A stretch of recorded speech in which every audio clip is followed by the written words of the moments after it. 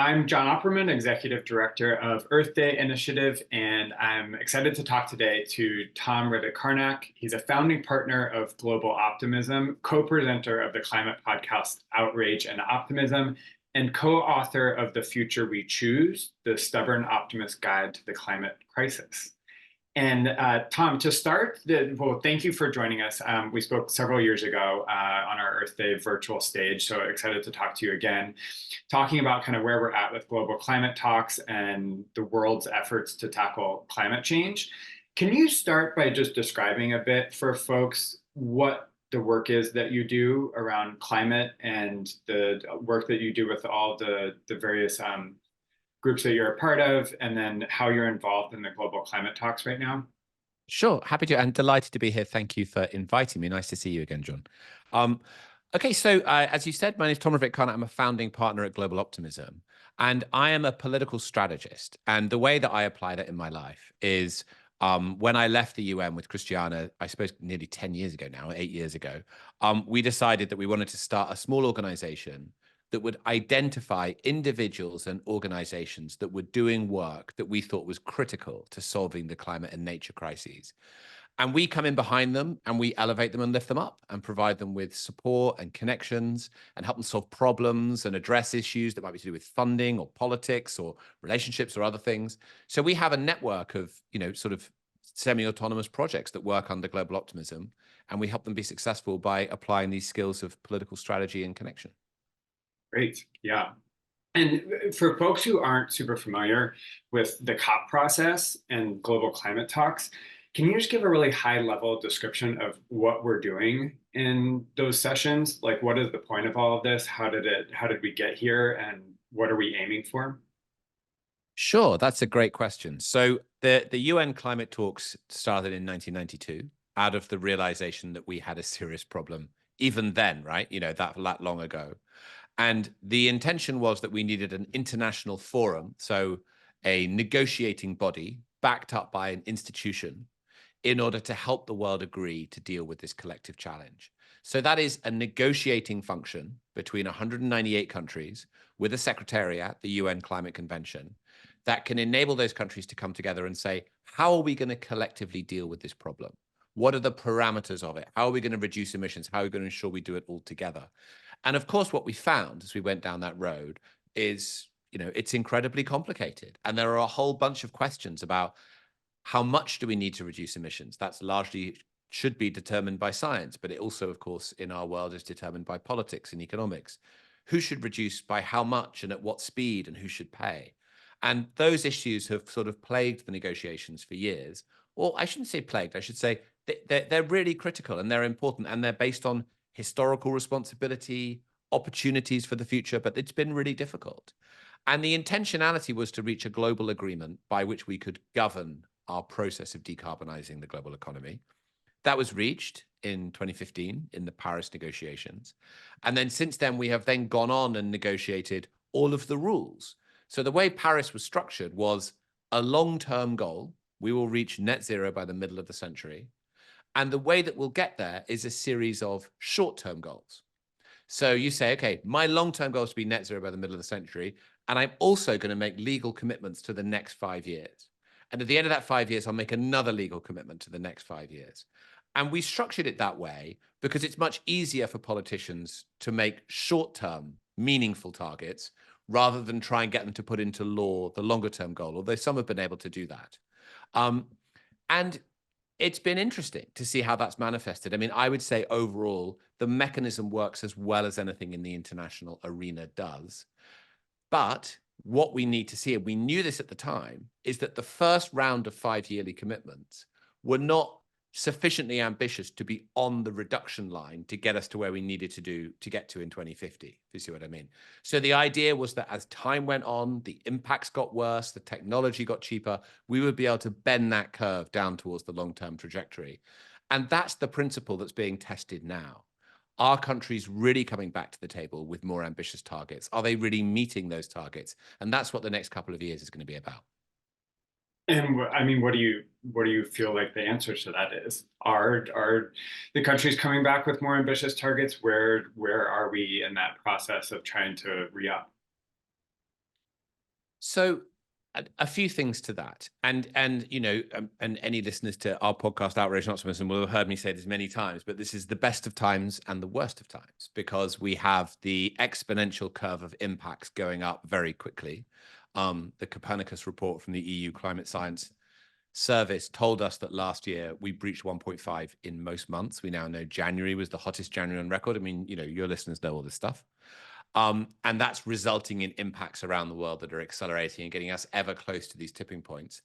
At the same time, wind and solar, cheapest form of new power in over 150 countries, electric vehicles being deployed, real progress on land on land restoration and protection of endangered habitats. There's good stuff happening too, and there's the promise of more good stuff. So the national commitments can really only follow. This is a really important point. We tend to look at the COP and say, will it solve humanity? But that's not the function that it can play. What we need instead to see is that technology investments happen, costs of solutions come down, that provides an economic pathway to really get us to a reduced low carbon economy. That provides the political mandate for governments to put important and ambitious targets in place. And that is the basis of an international agreement. It cannot lead. It can prevent us from falling back, but it's a misunderstanding of how those international treaties work to think that it can sort of lay a new marker in the sand in terms of where we're going to get to. I mean, Dag Hammarskjöld said it best when he said the UN is not to deliver us to heaven, it's to protect us from hell. There's actually a function around how it works. And that's important, right? And it's disappointing, of course it is, and we all wish it was different, and the world would be much better if it was governed in different ways. But you also have to sort of look at reality as it is and think, how are we going to lead this transition?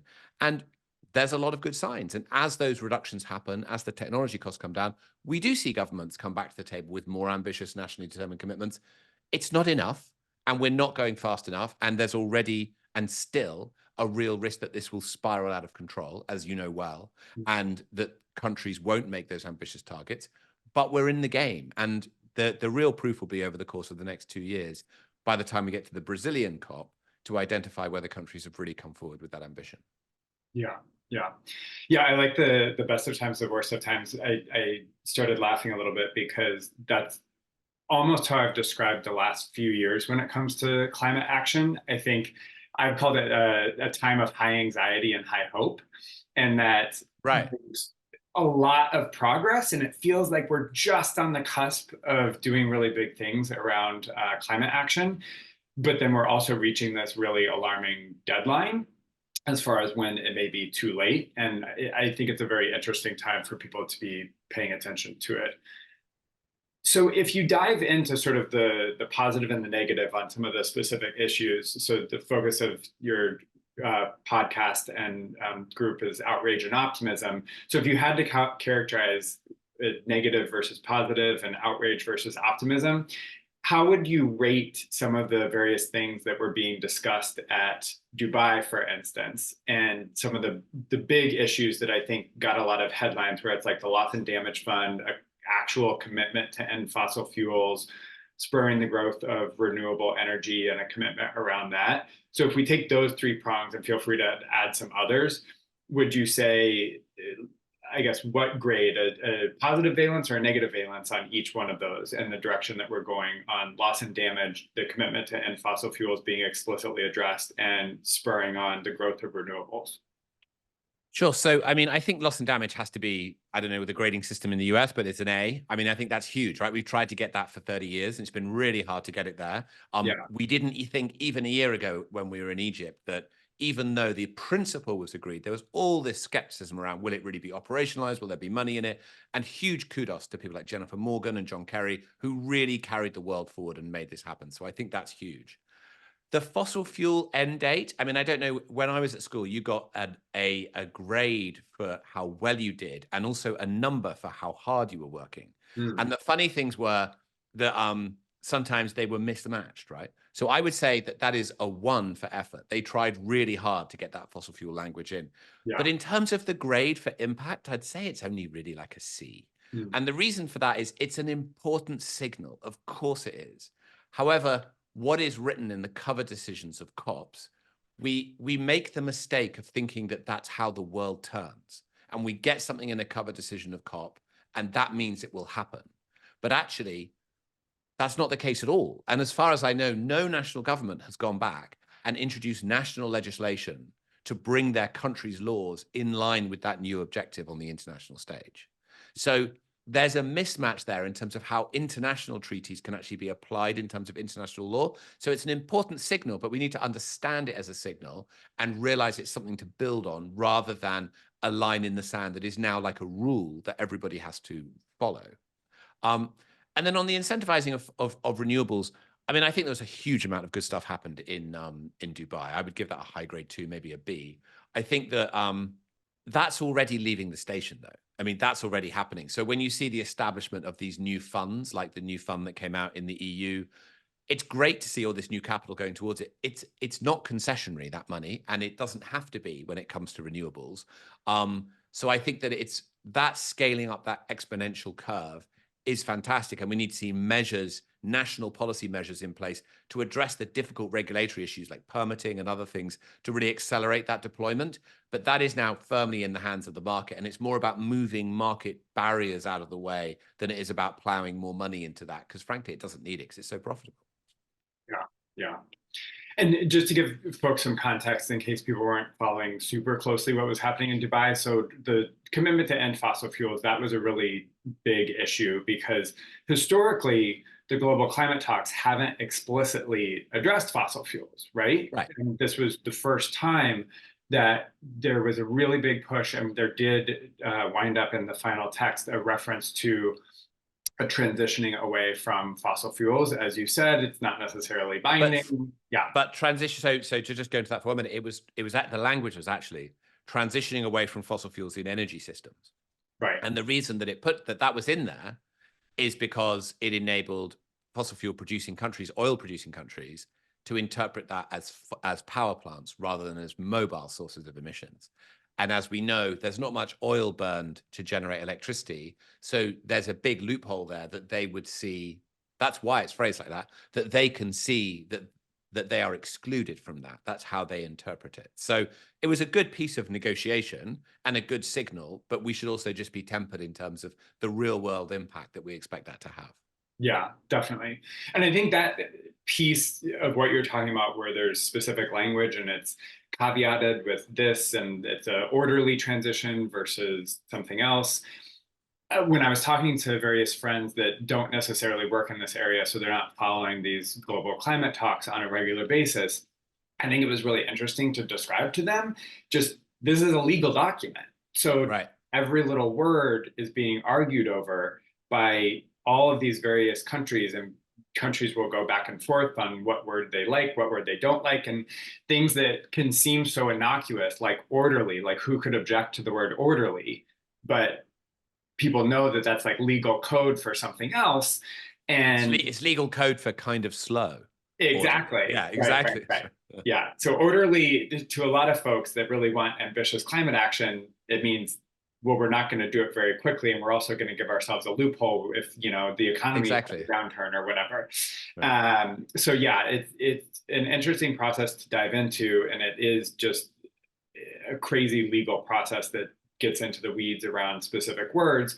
Can you also describe a bit the loss and damage fund for folks that aren't familiar with what that is? Why is that so important? And in a way, I feel like it's almost symbolic for all of the negotiations, where it's the idea of climate justice and how do we integrate climate justice and historical responsibility versus current impacts. And it's all summed up in that loss and damage fund.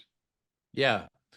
So, I mean, at a very high level, climate change is obviously fundamentally unfair.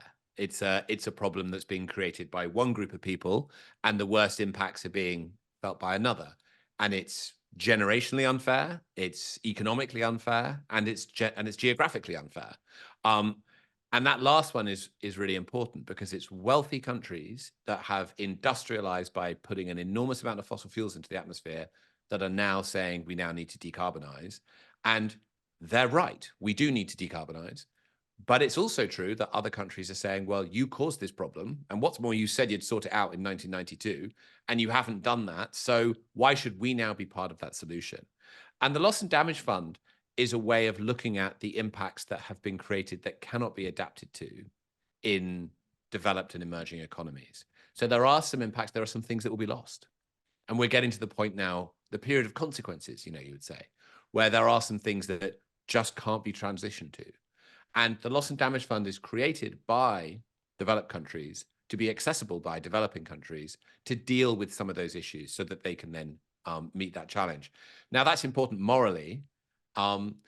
Practically, it's never going to be enough money. The kinds of numbers that we're looking at in climate change are so vast that you're never going to have a loss and damage fund with sufficient trillions of dollars in it to actually help really deal with what is potentially going to be lost if we don't do what we need to do in the coming years. However, it's an important signal for developing countries to realize that developed economies are at least putting their hands in their pocket. They're acknowledging this. They're creating a fund to address it. Developed countries are a bit nervous about this because what they're worried about, they understand what I just said about historical responsibility. But as soon as they acknowledge that maybe they have created something, then they risk setting precedent that they've basically written a blank check, so that as these additional impacts come in, then there'll be more and more asks. So it was quite carefully structured, this loss and damage fund, not to apply any sense that actually this is reparations, which would be difficult politically back home for most developed countries anyway. But it's there and it plays a role. And again, it was a deft bit of political negotiating to get it there without triggering all of those alarm bells. Yeah. So if you say that it's never going to be the trillions of dollars that it needs to be, I guess to put it bluntly, like, what's the point then? You said it's a signal, but if it's not going to get where we need to be as far as actually dealing with the consequences of climate change, like, why is the signal important if it's just the dollars aren't going to add up? Well, I mean, even if the money isn't sufficient, it's something. It moves in the positive direction. So it demonstrates that there is an attempt to provide some kind of platform for that. I also feel like that's kind of not the role necessarily, and some would disagree with me about this. That's not necessarily the role of public money, is to solve all of the world's problems. Public money is there to precipitate investment that can move forward to help solve those problems. And actually, the place where there are trillions of dollars is in the capital markets, looking for stable returns, good investments around the world in stable countries. And if the Loss and Damage Fund can be used intelligently to both play this political role, but also to precipitate further investment, then it could potentially be a sort of catalyzing effect that could have a massive impact. Yeah, that makes sense. Can we talk a bit also about the current state of geopolitics and kind of how the climate talks play out with various factions? So part of what I think is really interesting about this process is it's very high drama and it can be very petty, where it's really almost like reality TV version of like, this person doesn't like that person and this person doesn't like this other one. And we can't decide on where to host the next meeting because this country doesn't get along with this other country. And there was, when I found a sort of riveting back and forth coming out of this one, talking about where COP29 will be, for those that aren't familiar. So in deciding that Azerbaijan will actually be hosting the next one, there was a lot of drama where Russia would veto any EU member from hosting the next one, even though the Eastern European group is up to host it next. So then there was a back and forth for several weeks around, well, who would be acceptable to both Russia and the rest of the world. And then it came down to Azerbaijan and Armenia, but they sort of would veto each other. And then they wound up coming to an agreement. But this is what I think is a really interesting thing about negotiations in general, that it often isn't even about the principles or the policies actually being discussed, but it's just about who is in the room, who is doing the negotiating, who is hosting, who's convening. And it's a lot of just the human drama that goes into it. But can you speak a bit to who are the various factions involved right now? If you had to break it up into sort of like Mean Girl style breakdown of the lunchroom of like who sits with who, and there's like the cool kids, and then there's the band nerds, and then there's like the theater group, where it's like, who are the different groups if you just had to do a real like 10,000-foot view of who are the different factions for folks that aren't following this stuff? Who really is the high ambition group? who are the laggards, who are pulling things to be slower, if you had to break it up by different geopolitical groups around the world? Sure. There's a lot in that, and there's a lot of Yeah, different ways to cut it. So I won't go at that question ad nauseum because it's a very complicated kind of yeah, situation. But what you're absolutely right about is that countries don't negotiate individually. They come together and they negotiate as blocks. So the largest one of those is the G77 plus China, which is actually about 138 countries. So they come together outside of the main formal negotiations and they agree the position for that group of countries. And then they go into the negotiations and they negotiate with a designated chair.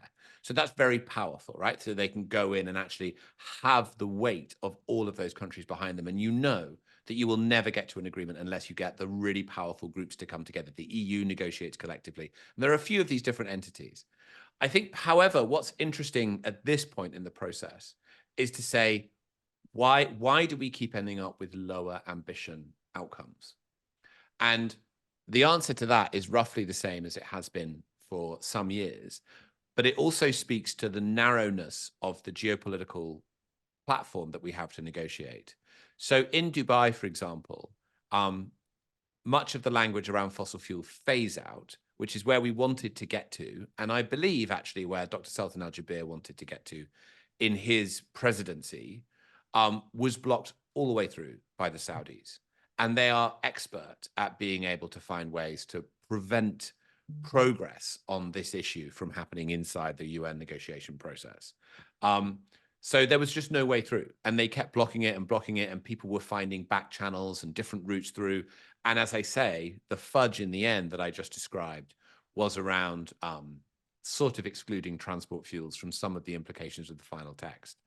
However, and this speaks to, I think, one of the opportunities / challenges we have now, when you're in those negotiations and you're only negotiating on climate, you don't have within your remit the ability to give certain countries what they really want. So the Saudis want a whole range of things around reintegration into the world of developed societies. They want to host the 2034 Soccer World Cup. They want their football teams to play in the Champions League in Europe.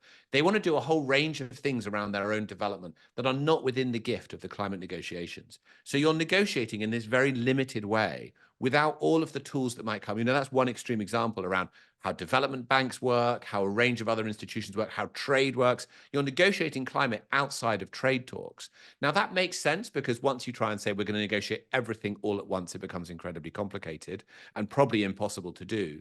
But the challenge with that is that your real tools for progress and your real tools for actually getting countries to move forward by giving them things you want are off the table because they're outside of the scope of that negotiation.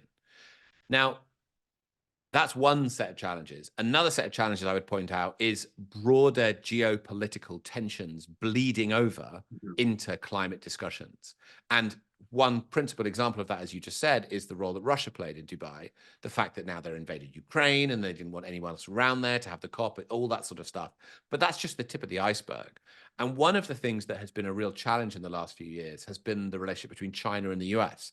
So for years, China and the US had a tense relationship on all issues around trade, but they very cleverly said, climate is different. And we're going to have a completely carved out climate relationship where we can still make progress, even if everything else is tense. And one of the precursors to the Paris Agreement, a very important precursor, was a G2 China-US announcement that came out that looked specifically at how they were going to address historical issues, how they were going to partner together. And much of that language made it into the final text of the Paris Agreement. In the intervening years and in the Trump years, and actually not necessarily to do with the Trump, but actually this was particularly when Nancy Pelosi went to Taiwan, China announced that they would no longer isolate climate as an issue that was separated from their broader geopolitical tensions. And that was a real worry because the world can't agree things unless the US and China get on board together, first of all. Happily, they did come out with a shared statement in Dubai, and that's partly to do with the personal relationship between John Kerry, the US Special Envoy, and Xi Jinping from China. So that bodes well. However, they both then subsequently retired. So that's just a little window into some of the geopolitical wrangling that has to happen and how you both have to realize that the climate negotiations are happening within a broader context that affects them, but also how, because they're happening in that context, you lose some of the most powerful tools that you could otherwise use to get to your outcome because you're only talking about that one thing. So it's a really interesting dance between the bigger picture and the more narrow picture. And you have to use that to your advantage if you want to make progress. Right. And I would guess that a lot of those external factors that aren't explicitly being dealt with, those are coming in, in the lead up to, and those are sort of like side deals that are happening to get countries prod them along, correct? Right. Yeah, Right. it can be, or it can happen during the negotiations. That can happen too. Yeah. Right. So you said that, for instance, like the Saudis are really expert at holding things up. Can you speak a bit more to that? Like, what specifically are they doing that you would characterize as expert that they're able to hold things up in this way? Oh, it's not hard to do. I mean, you can you go into a negotiation like that and you're trying to negotiate some text on loss and damage or mitigation or whatever, and you've got 25 pages of text and you have your team of 8 negotiators there who are all expert lawyers. You'll find that there are a lot of different ways you can object to ways that things are phrased. You can ask for things to be changed in a manner that will precipitate chaos in other areas. So if there is, and I'm just making this up, but if there is language in there that talks about the necessity to provide finance, for example, then the Saudis might change that to say that developed countries should provide finance, rather than other language that might be in there that said developed countries shall provide finance, rather than other language in there that might be like they could or they should or whatever else. As soon as you say shall, you trigger national law because you've actually created a commitment to a country to do something which requires legislative approval, including ratification from the US Senate. So, for example, and I've seen this multiple times, the Saudis will change language appearing to play a progressive game to try to get to a positive outcome. But what they're actually doing is they're triggering alarm bells that mean that there will be some impossible process that is then necessitated, like US Senate approval or something like that, that we know is impossible. And they're playing a very clever game by just putting this in there and then watching another country, in my sort of hypothetical example, the US, argue against developed countries should provide, shall provide finance. That then triggers developing countries to say, well, hang on, you have historical responsibility. And before you know it, you've stirred this little pot so that it all goes round, and you can easily waste 3 or 4 days of a 2-week conference like that. Yeah. Yeah, I think that's a really good example. And talking about the transition from fossil fuels, for folks that maybe, again, don't follow this a lot, but they hear people in the streets calling for ending fossil fuels, and they hear that the climate negotiations are aiming to get language around a phase out of fossil fuels. Can you speak to what specifically that would look like? Because I think one of the interesting things about the time that we're in is, for decades, activists and just a lot of the public were calling for climate action, but it was always in a very general sense, where, showing up in the streets and saying, we want climate action. But the period that we're in is interesting and exciting because the devil is in the details now. It's really diving into the details with proposals that are very specific around how we phase out fossil fuels and how we switch over to renewable energy. And legislation is actually dealing with this in an explicit way. And I think the Green New Deal, for instance, kind of sparked some of this conversation in the US, the concept of here's how we would actually legislate some of this stuff. And could you speak to people that maybe don't pay attention to this every day, of what would that actually look like if we tried to end fossil fuels? What would we need to do as far as ramping up renewables, phasing out fossil fuels? How would this not be a huge disruption to our way of life, considering we are so dependent on fossil fuels? If people out there, they generally support climate action, but they just can't wrap their heads around how could we get off of fossil fuels? Yeah, no, I mean, this is what everyone's trying to figure out, right? And we don't have an example really around the world that we can point to. I mean, there are some countries like Norway, Costa Rica, others that run on nearly 100% clean energy. Mm-hmm. And so you can look at that example. They tend to have a few characteristics. They tend to have a lot of baseload hydro. Because your listeners will know, right? One of the challenges around renewables, which is being famously put out as a way to try to prevent progress is that they can be intermittent. But we know that, and we have multiple different types of renewables to ensure that when the wind doesn't blow in one place, it's blowing somewhere else. We get enough solar from different locations. But there are different challenges there, right? There's what's called baseload power. How do we ensure that we always have sufficient power? How do we ensure that? So just take the transport system initially. There are lots of components to what a zero carbon transport power system would look like.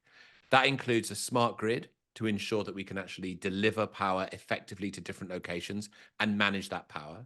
It means that every house becomes a little mini power station with its own solar powers and its own battery, so that that can help modulate the provision of power into the grid that can be managed remotely by a power station or a utility in some way. So that we actually have a distributed power network that provides sufficient power that we're using much more efficiently through devices, but doesn't have to mean a significant loss of utility in any way. You can still have all your appliances at home, and that can work in that way. But it does require significant upgrades to existing infrastructure. The power grid we have at the moment doesn't really work for us to do that. So it's an interesting intellectual exercise, but from a power perspective, we could get rid of the power stations. We can upgrade the infrastructure that takes power around the country. We would have big gigawatt style solar and wind plants, and we would have distributed networks.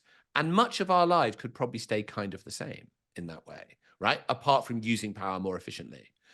Now it gets more challenging. Then you look at transport, personal transport, and you say, well, actually that could kind of happen as well. You look at electric vehicles and the scale of that, and a bit more ride sharing and public transport, that all seems fairly doable.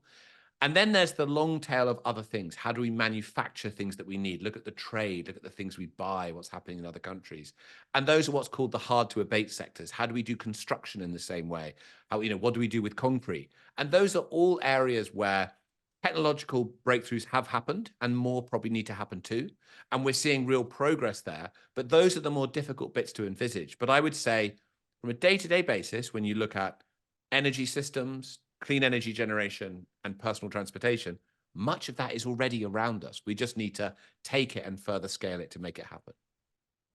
Yeah. So transitioning into the last question, which we really try to focus on, because the number one question that we get from our supporters or the public is just, what can I do? People are really clamoring to understand how they can move things in a positive direction, which is interesting because we're also at this moment that I think a lot of folks, especially younger activists, are over the conversation around individual footprint, and they really want to focus on system change and saying, this is not our responsibility to change things at the individual level.